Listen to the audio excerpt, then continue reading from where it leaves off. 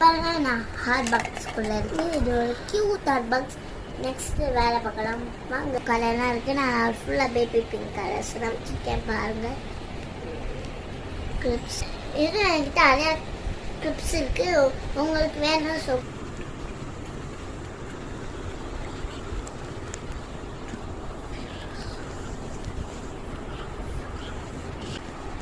இதான் என்னோட கிளிப்ஸ்.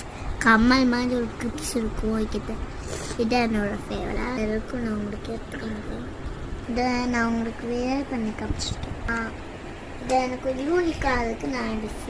நான் உங்களுக்கு மாற்றி கொடுத்துருக்கேன். இதுதான்